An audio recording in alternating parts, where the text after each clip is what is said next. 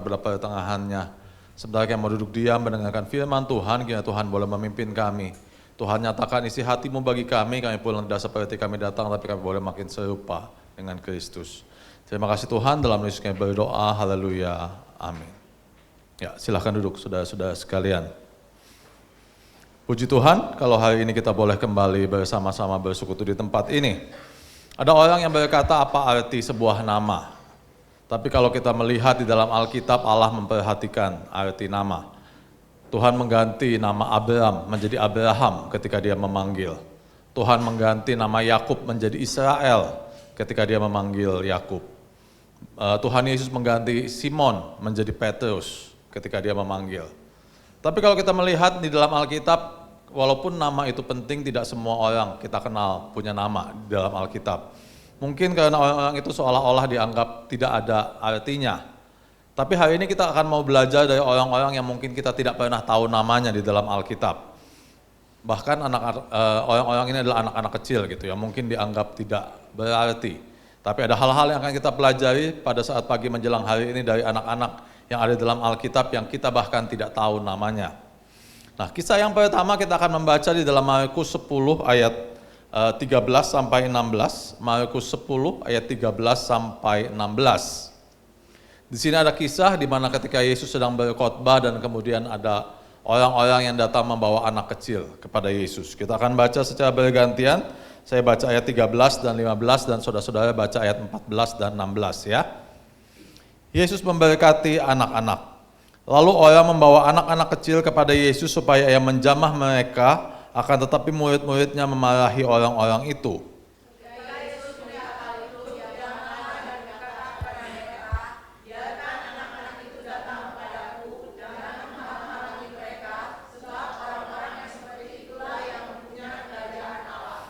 Aku berkata kepadamu, sesungguhnya barang siapa tidak menyambut kerajaan Allah seperti seorang anak kecil, ia tidak akan masuk ke dalamnya.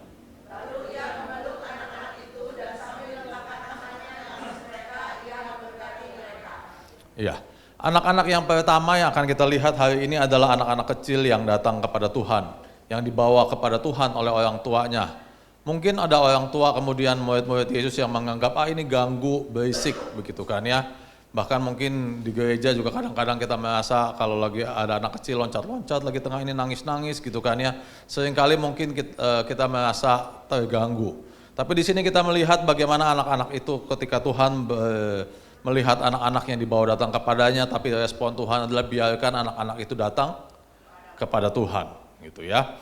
Nah, hal yang pertama yang kita mau pelajari dari anak-anak yang ada di dalam Alkitab adalah bagaimana kita boleh datang kepada Tuhan, memiliki kedekatan dengan Tuhan. Di sini kemudian Yesus, kalau dilihat bagaimana kemudian Yesus memeluk anak-anak itu dan meletakkan tangannya dan memberkati mereka. Nah, hal yang pertama biarlah kita boleh belajar seperti anak-anak yang dibawa datang kepada Tuhan. Yaitu boleh kita hidup di dalam pelukannya Tuhan. Kita boleh datang kepada Tuhan, memiliki hubungan yang dekat dengan Tuhan. Kalau setiap pagi Ibu Bapak Gembala selalu kirimin renungan gitu ya, link untuk renungan untuk kita baca. Sudahkah setiap hari kita membaca firman Tuhan? Kalau setiap hari kita bersaat teduh baca firman Tuhan, berdoa, belum tentu kita dekat dengan Tuhan. Tapi kalau kita nggak pernah baca, kalau kita nggak pernah berdoa, sudah pasti kita nggak dekat. Setuju? Jadi mari, yuk setiap hari kita mau baca firman Tuhan, kita mau merenungkan firman Tuhan, kita mau berdoa gitu ya, jangan sampai bolong. Seminggu berapa kali? Ya 7 kali gitu kan, setiap hari kita membaca Alkitab, kita berdoa kepada Tuhan, merenungkan firman Tuhan. Kita mau belajar yang pertama dari anak-anak yang dibawa datang kepada Tuhan Yesus, biarlah kita boleh memiliki hubungan pribadi yang dekat dengan Tuhan. Nah, anak-anak yang kedua kita akan membaca dari dalam Yohanes 6 ayat 8 sampai 9. Yohanes 6 ayat 8 sampai 9, saya baca ayat 8, saudara-saudara baca ayat 9 ya. Seorang dari murid-muridnya yaitu Andreas, saudara Simon Petrus berkata kepadanya,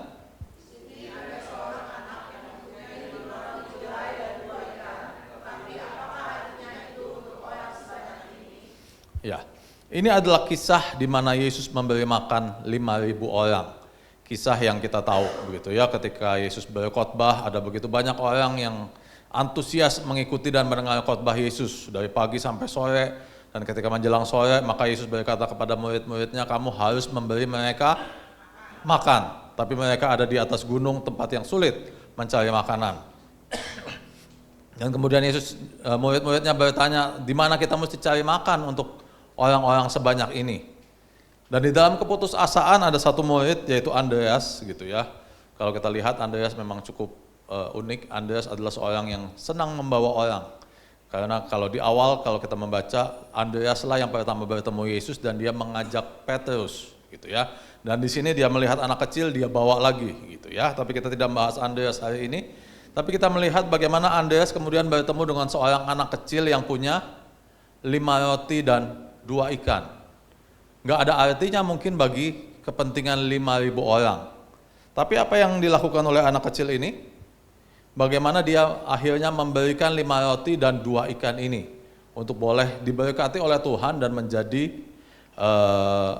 memberi makan 5.000 orang.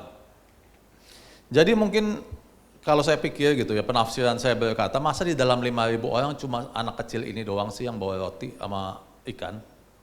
Emang kalau kita membagi orang di dalam jenis-jenis orang gitu kan ya, emang cuma emaknya si anak ini doang yang tipe penyiap gitu ya. Saya adalah tipe penyiap, kalau bapak-bapak, ibu-ibu pergi sama saya, mobil saya penuh banget di belakang. Semua peralatan saya bawa gitu ya, saya bisa bawa guling, saya bisa, pokoknya kalau bawa mobil saya penuh lah di belakang, semua barang saya bawa. Istri saya, anak saya, toto, perlu ini ada nggak? Punya gitu kan ya. Perlu ini ada nggak? Punya gitu ya, karena barang yang mungkin saya pakai saya bawa. Dan kalau kita bagi-bagi dari 5.000 nggak mungkin cuma satu yang tipe begitu, setuju? Yang orang tuanya ngebawain, mungkin yang udah gede, yang dia sendiri udah mikir, iya nanti kalau saya lapar segala macam dia bawa itu ini. Nggak mungkin dari 5.000 orang cuma satu yang tipe begitu. Pasti ada banyak sebetulnya yang punya bekal. Tapi apa yang membedakan anak ini dari yang lain? Ketika ditanya maka dia keluarin, dia punya bekal. Bekalnya mungkin nggak banyak gitu kan ya, tapi dia mau persembahkan kepada Tuhan. Dan hal yang menarik yang berikutnya adalah ketika setelah dipersembahkan, siapa nama anak ini? Kita tetap tidak tahu. Seringkali kita maunya habis kita ngasih, perikopnya jangan berbunyi Yesus memberi 5.000 orang dong. Perikopnya saya maunya adalah persembahan seorang anak kecil supaya saya yang menjadi tokoh. Tapi di sini kalau kita melihat bagaimana sebetulnya anak kecil itu mempersembahkan apa yang dia punya dan habis itu ya sudah. Kisah ini adalah kisah yang benar. Judulnya juga tidak berubah, yaitu Yesus memberi makan 5.000 orang. Fokusnya adalah Yesus, bukan anak kecil. Mari kita mau belajar, yang kedua adalah dari anak kecil yang membawa 5 roti dan 2 ikan ini. Mungkin apa yang kita punya tidak berarti gitu ya.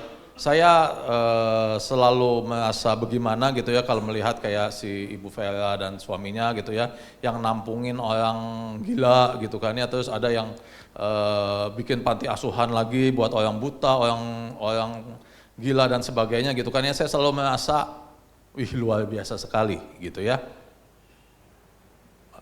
Kalau saya bisa kayak gitu kayaknya keren juga gitu ya. Tapi ya nggak bisa gitu ya, sampai sekarang Tuhan tidak berikan saya karunia untuk itu. Gitu ya, yang bisa ya apa yang saya bisa ya, kalau sempat ya mari kita berkunjung gitu kan ya, kalau bisa kita mau bagi nasi kepada orang yang susah ya mari kita bagi nasi, misalnya begitu gitu kan ya. Kalau punya duit ya kita mau transfer nyumbang ya mari kita transfer nyumbang, apa yang kita punya ya mari kita berikan kepada Tuhan. Tujuannya apa? Supaya Tuhan memberi makan 5.000 orang. Mungkin kitanya ya tetap nggak kelihatan gitu kan, apa yang kita lakukan bukan sesuatu yang wah, tapi biarlah itu boleh menjadi kemuliaan bagi nama Tuhan. Kalau kita,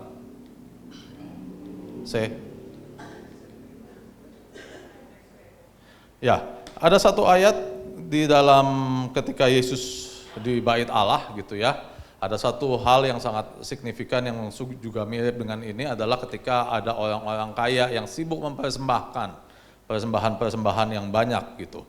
Tetapi kemudian ada seorang janda yang hanya membawa 2 keping. Kita baca dulu, saya baca ayat 43, saudara baca ayat 44 ya. Maka dipanggilnya murid-muridnya dan berkata kepada mereka, Aku berkata kepadamu, sesungguhnya janda miskin ini memberikan lebih banyak daripada semua orang yang memasukkan uang ke dalam peti persembahan.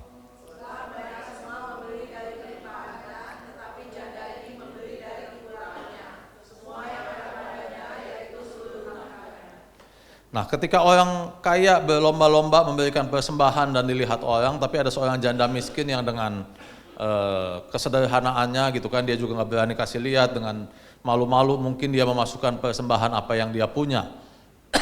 Tapi apa yang Yesus katakan bahwa sesungguhnya janda ini memberikan lebih besar daripada yang lain. Karena yang lain memberikan dari kelimpahannya, tapi janda ini memberi dari kekurangannya. Jadi mungkin entah berapa tahun yang lalu gitu ya, ada pendeta yang di sini terus kemudian dia ngasih usul supaya gereja kita cepat gede, katanya pakai aja WL-nya adalah yang profesional gitu kan, pemusiknya yang profesional, supaya kebaktiannya lebih meriah, lebih ini gitu kan ya. Tapi kami adalah orang yang tidak menyetujui gitu ya. Bagaimanapun sampai saat ini ya bukannya bermaksud merendahkan gitu kan. Kan kemampuan pemusik sama WL kita kalau dibandingin pemusik apa ininya Betani, GPCC, kagak ada yang kepanggil lah kita gitu ya kalau kita ikut audisi di sana. Tapi ya nggak apa-apa begitu kan ya. Kita punyanya 2 keping, kita berikan 2 keping gitu kan. Kita daripada kita pakai ya udah cari pemusiknya lulusan Betani gitu kan ya udah kita bayar setiap kali kebaktian sekian gitu kan ya. Tapi bukan itu gitu ya. Biarlah di tempat ini kita mau mempersembahkan apa yang kita punya. Gitu ya. Ya yang nyanyi juga mungkin kadang-kadang nadanya nggak terlalu pas gitu kan ya. Jadi kalau nyanyi sekarang mungkin kemarin udah kadang-kadang agak mendingan lah 1 suara gitu ya. Kalau dulu nyanyi kan suka 3 suara, tapi kalau orang gereja lain nyanyi 3 suaranya, suara 1, suara 2, suara 3. Gereja kita nyanyi suaranya adalah suara 1, 1/3/4 sama 2/4 gitu ya. Nyanyi mulainya di C atau di tengah-tengah saya mesti pindah nada karena ternyata di tengah-tengah kenapa dia turun ke bass gitu kan ya. Tapi ya apa yang kita punya gitu, mari kita berikan untuk Tuhan ya, bukan berarti habis itu kita ya udah ya, biarlah saya tetap jelek, bukan gitu ya. Tapi kita mau terus belajar, tapi kita mau persembahkan apa yang kita punya, tapi jangan menunggu wah saya kan nggak punya, saya kan nggak bisa begitu ya, tapi kerinduan kita untuk memberikan apa yang kita miliki untuk kemuliaan nama Tuhan, biarlah itu kita mau persembahkan. Seperti anak kecil ini, dia cuma punya 5 roti, dia cuma punya 2 ikan, nggak ada artinya kalau mau dimakan oleh 5.000 orang. Tapi ketika dia persembahkan, ya mungkin habis dia persembahin dia juga nggak mikir, ya udahlah habis ini mungkin saya nggak usah makan lagi, mungkin dia lapar dan sebagainya. Tapi dia persembahkan kepada Tuhan dan Tuhan berkati dan itu menjadi berkat untuk 5.000 orang. Dan jangan lupa, perikopnya tetap berjudul Yesus memberi makan 5.000 orang. Bukan persembahan seorang anak kecil, bukan gitu ya. Tuhanlah yang menjadi pusat dari kejadian itu. Gitu ya. Itu yang kedua. Kalau yang pertama tadi apa? Dekat dengan Tuhan. Kita belajar dari anak-anak yang datang kepada Tuhan untuk kita boleh dekat kepada Tuhan. Baca Alkitab, berdoa, bersaat teduh setiap hari. Yang kedua kita belajar dari mempersembahkan, dari anak yang membawa 5 roti dan 2 ikan. Mempersembahkan walaupun mungkin kecil tidak ada artinya, tapi kita persembahkan kepada Tuhan supaya itu menjadi kemuliaan bagi nama Tuhan, bukan kemuliaan bagi diri kita sendiri. Dan yang terakhir kita akan membaca dari 2 Raja-Raja 5 ayat 2 sampai 3. 2 Raja-Raja 5 ayat 2 sampai 3, saya baca ayat 2, saudara-saudara baca ayat 3 ya. 1, 2, saya duluan. Orang Aram pernah keluar bergerombolan dan membawa tertawan seorang anak perempuan dari negeri Israel. Ia menjadi pelayan pada istri Naaman.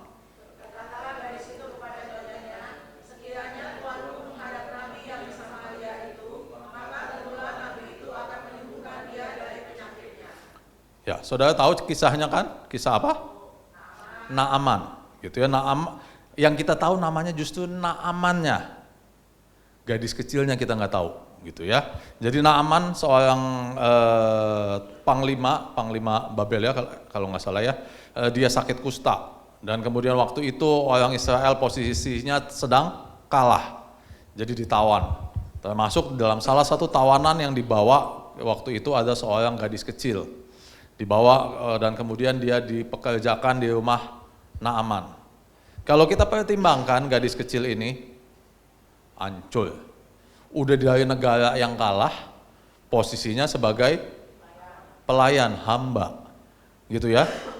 Kira-kira kalau dia mau ngomong, ini tuannya sakit kusta dan ketika dia mau bicara bahwa Tuhan datang aja ke nabi yang di Samaria. Kira-kira jawabannya apa?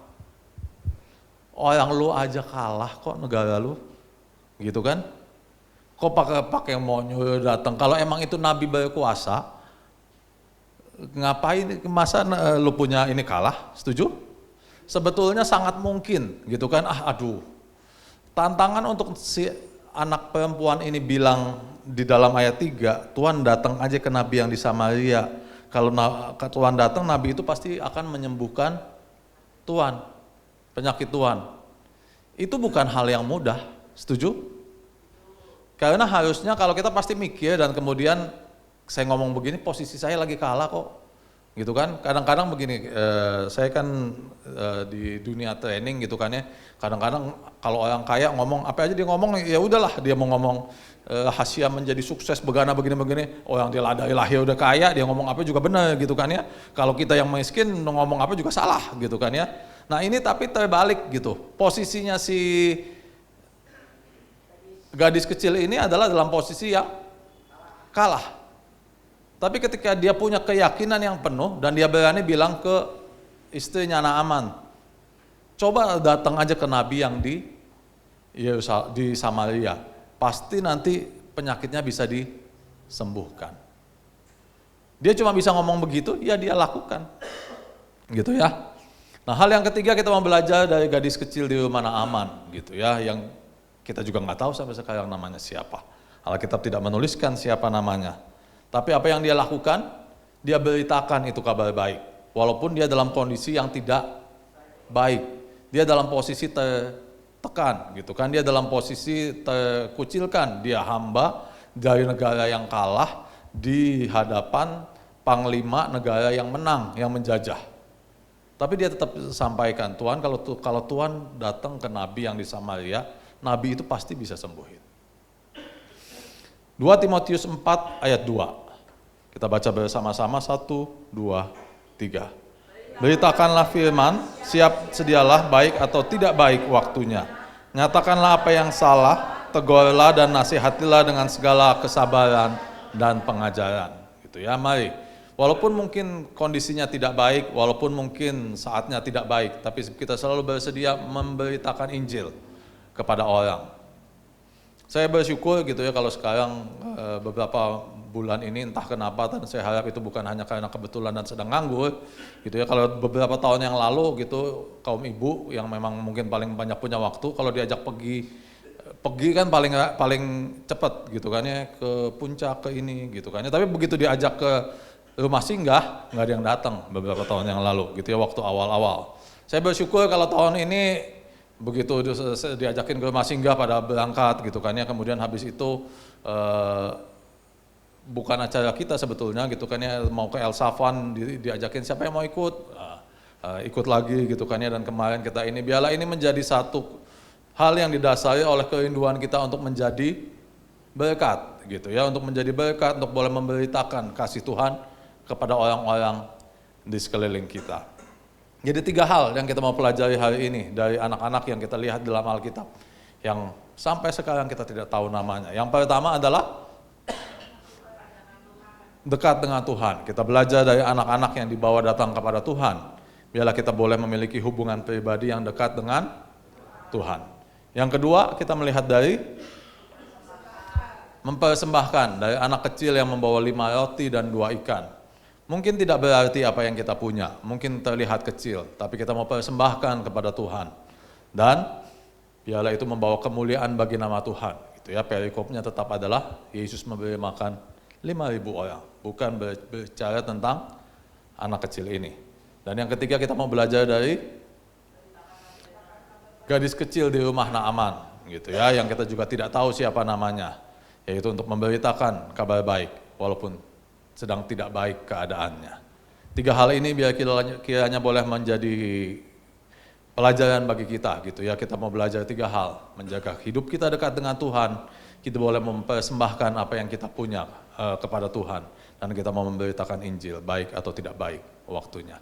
Kita mau menaikkan satu pujian, kami datang penuhi panggilan-Mu Tuhan, dengan apa yang dapat kami berikan.